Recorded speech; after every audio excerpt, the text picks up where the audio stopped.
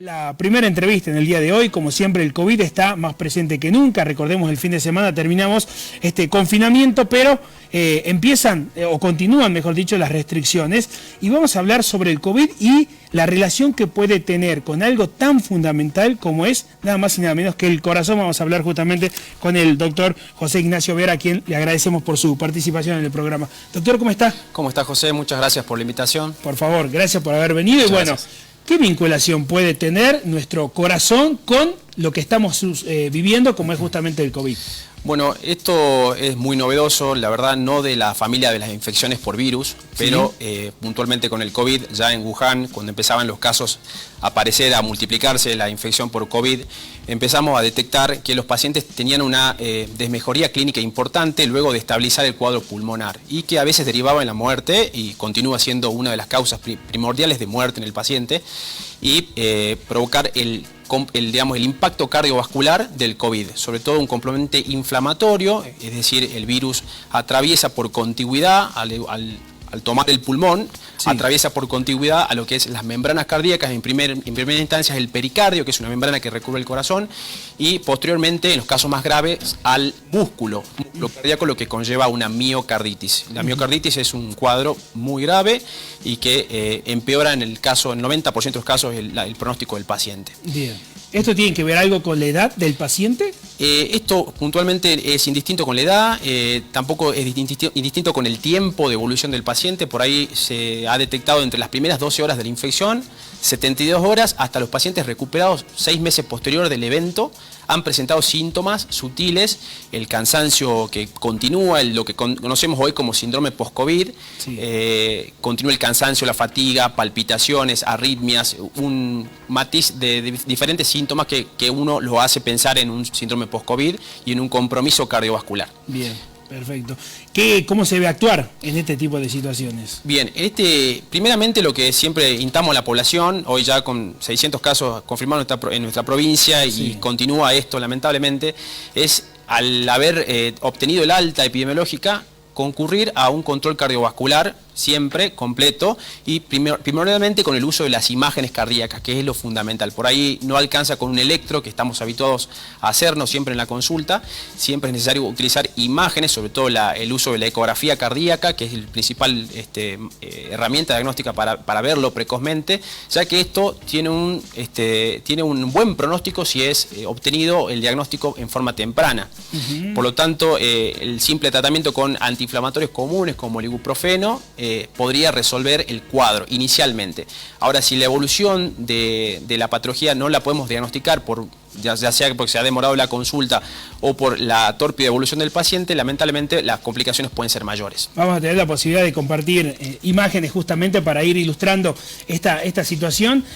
¿Las secuelas que puede dejar, doctor? Sí, las secuelas, se habla ahora que a un cuarto de las sociedades internacionales de cardiología, la American Heart, la European Heart, hablan ya de que un cuarto de la población mundial va a tener algún grado de secuela cardiovascular respecto a los pacientes que han cursado una infección grave por COVID, lamentablemente. Y es ahí donde nosotros como profesionales tenemos que actuar tratando de disminuir el impacto de esta complicación.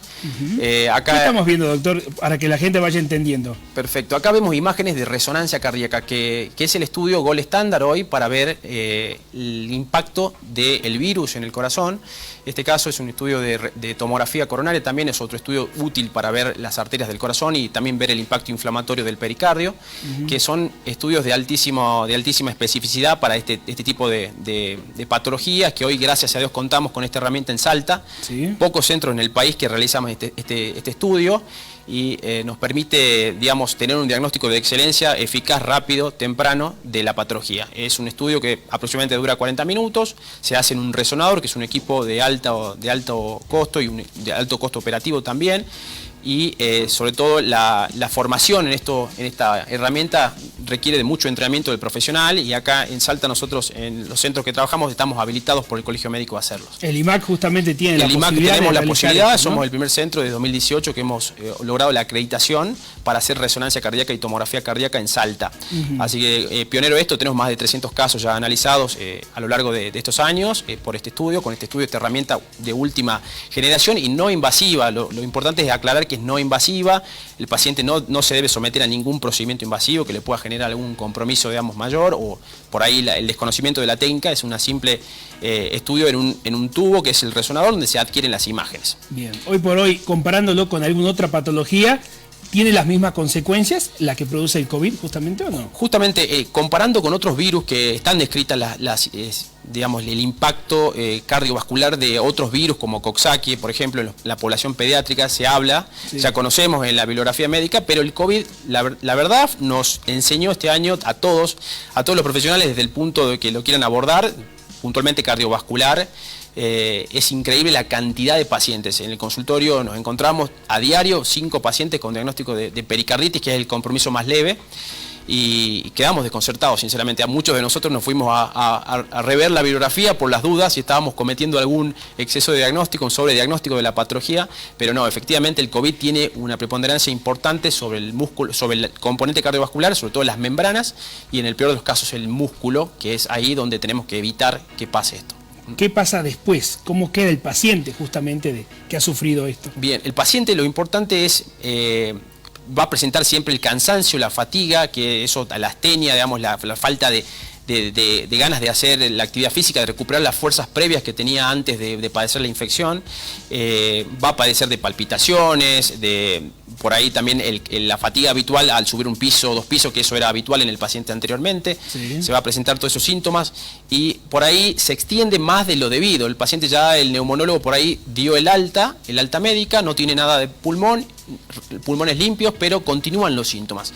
Y es por eso que ahí tenemos que pensar más fuertemente en la presencia de compromiso cardiovascular de COVID. Es lo que ha provocado el COVID, ¿no? Un desconcierto, o por lo menos a los profesionales de la salud, rever, ¿no? Empezar a averiguar un poco más, porque era algo totalmente desconocido, por lo menos no era a lo mejor con tanta certeza lo que podía llegar a presentarse, ¿no? Así es.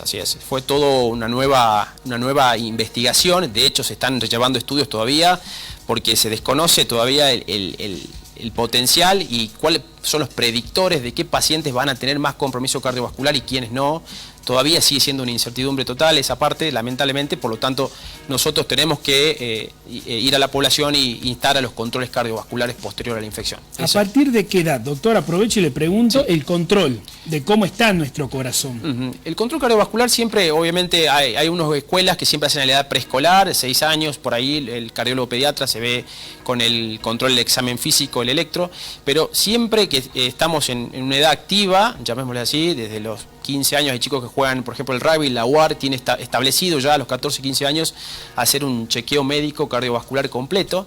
El taekwondo también, tengo entendido que también generan fichas y no los dejan a los chicos participar de torneos, y me parece algo muy prudente, ya que por ahí las preexistencias, la patología cardiovascular es muy asintomático. El corazón es un órgano muy noble que compensa muchísimo y hasta que genera síntomas generalmente ya la cuestión está muy avanzada. Por eso es que la prevención es fundamental en la población general, para la patología general cardiovascular, ¿no? Porque también tenemos que no olvidarnos que la primera causa de muerte sigue siendo la enfermedad coronaria, el infarto, por lejos supera a las cifras que ocasiona el COVID, y no descuidar esa parte, porque el COVID ha tenido un componente importante también en promover otras patologías, sobre todo a nivel cardiovascular, el infarto, pacientes que han sufrido infarto en el domicilio, que no han consultado por miedo a contagiarse el COVID, y la mortalidad de infarto sigue siendo mucho más alta que la del COVID. ¿Hay desconocimiento, doctor? ¿Hay mucho desconocimiento sobre esto también? Esto hoy, por suerte, está de a poco, los colegas, sobre todo los que tienen primer contacto con los pacientes recuperados de COVID, están teniendo más conceptos porque se está brindando muchas informaciones a través de las sociedades científicas, están tomando conciencia, pero antiguamente era como algo muy poco esperable, muy poco que se le ocurriese al profesional tomar en cuenta el compromiso cardiovascular del COVID. Seguramente, del otro lado, las preguntas, ¿qué debo hacer? ¿Qué recomendación me puede dar el doctor justamente con respecto a este tema? ¿Qué se le recomienda justamente a la persona que tiene de por sí el temor ya del contagio? Claro, primeramente, obviamente, hay que tratar de convivir con esta patología, con esta pandemia que estamos atravesando, manteniendo siempre el distanciamiento, el lavado de manos, el uso del tapabocas. Eso está comprobado que disminuye la transmisión de esta infección. Siempre instamos a eso como todo profesional de salud, pero puntualmente con respecto al control cardiovascular, no temer a esto y acercarse lo más próximamente obtenido el alta epidemiológica de la infección para realizar un chequeo cardiovascular, sobre todo hago hincapié en el uso de las imágenes cardíacas, porque la mayoría, no todos los profesionales cardiólogos hacen imágenes cardíacas, sobre todo el ultrasonido, lo que es la ecografía, y por ahí el diagnóstico puede ser subóptimo si no contamos con esta herramienta, que son las imágenes, ¿sí? Sobre todo la ecocardiografía, que es la que tenemos a mano en la mayoría de los consultorios para realizar el chequeo. ¿Una persona puede hacer la vida normal después? Sí, de hecho, esa es la disyuntiva que tenemos. La recuperación cardiovascular tiene que hacerse mediante rehabilitación. Tenemos que guiar al paciente a que intente volver a su vida normal, si hacía caminata, si hacía running o algún otro deporte, que lo vuelva a practicar, pero en la intensidad leve a moderada, y ver a una limitante para no exigirse, digamos, tempranamente con la parte cardiovascular, y viendo si hay alguna presentación de síntomas, pero de hecho es necesario, porque si no la recuperación espontánea del corazón va a llevar mucho tiempo, más de 6 meses como mínimo. Por lo tanto es necesario la actividad física en los pacientes. ¿En qué tiempo, doctor? ¿Cuánto tiempo podemos llegar a volver a sentirnos quizás a lo mejor como estábamos antes del COVID? Exactamente, esa es una pregunta por ahí muy variable, depende de cada persona, depende, digamos, la fisiopatogenia en cada persona, la fisiopatología de cada persona, pero tenemos un promedio de 3 meses, 3 a 6 meses en el peor de los casos, y hay descritos 9 meses inclusive, ¿no? Cuando el compromiso es mayor, es más severo,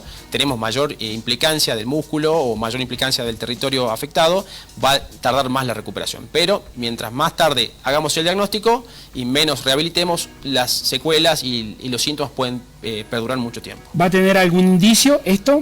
¿La persona se va a dar cuenta de alguna forma que justamente está sucediendo? Exactamente, sí, esto justamente vemos... ¿Algún dolor, alguna forma de que Exactamente, el dolor de pecho es la manifestación típica de la inflamación del pericardio, es un dolor característico que genera, digamos, no hay un movimiento, no hay una posición que lo alivie, se relaciona mucho con los cambios del tórax, con el giro del tórax, con la posición de dormir de costado y demás, se exacerba en esa posición, pero también asociados a otros síntomas como la falta de aire, ¿sí? El cansancio, digamos, a trabajos que no lo conllevan, digamos, tanto esfuerzo, y generar esta fatiga, son síntomas que nos deben alarmar. Las palpitaciones, las arritmias también, teniendo el antecedente puntual de haber cursado COVID, ¿no? Claro. Puntualmente, porque también hay otra patología que no se relaciona con el COVID, que puede presentarse de la misma forma, pero con el antecedente epidemiológico tenemos que pensar un poco más en este caso. ¿Una persona que hizo deporte, que lleva una vida medianamente sana, va a sufrir de la misma manera?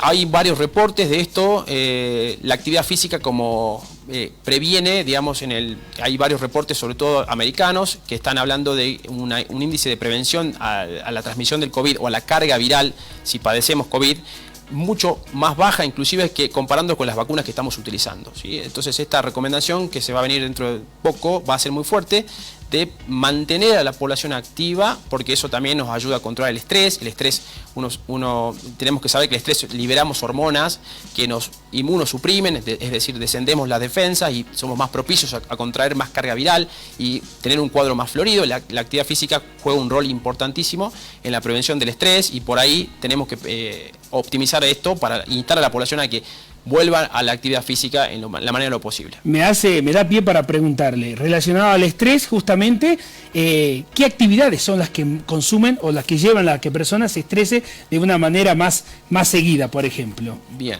sobre todo siempre tenemos que hablar que el mayor impacto son las personas que trabajan con carga social, ¿no? Que tienen contacto con la gente. Esto está descrito mucho, lo que es el síndrome de burnout, el contacto directo, personas con atención al público, que tienen que absorber cargas constantemente, son los más vulnerables, lamentablemente, personal policial, personal de salud, personal administrativo, recepcionistas y demás.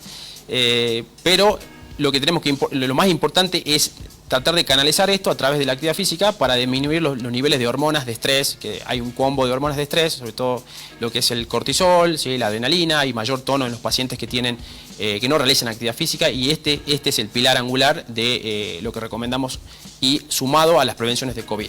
La verdad, doctor, vamos a tener la posibilidad de invitarlo nuevamente porque hay mucho para saber y conocer, porque yo creo que el COVID se ha presentado de una manera y hoy por hoy lo vamos descubriendo, lamentablemente, todo lo que puede llegar a producir, y ha quedado demostrado, creo que en personas de edad a lo mejor mediana, gente mayor, que realmente han sufrido esta pandemia y han tenido consecuencias muy graves, ¿no? Así es, así colegas también y compañeros, cada vez más cerca la presencia de algún familiar o conocido que hemos padecido esta pandemia.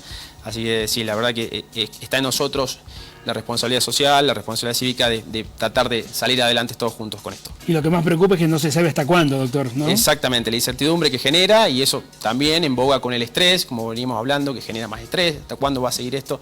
Por eso tratar de calmar las aguas un poco y tratar de mantener el estrés controlado, que eso es fundamental para la salud cardiovascular y para prevenir también una potencial infección por COVID grave. Recordar que en el IMAC la gente se puede hacer las consultas con respecto a este tema, ¿no? Tenemos el chequeo preventivo, el chequeo médico también cardiovascular, contamos con la herramienta esta de imágenes que les comentamos anteriormente, que se ven en pantalla, sí. Así que están bienvenidos todos, mantenemos el protocolo como siempre y es algo indispensable para la población general. Doctor, muchísimas gracias por a ustedes, muchas gracias. Muy bien, gracias. La presencia del doctor haciendo referencia a este tema tan particular y que seguramente es muy, pero muy importante.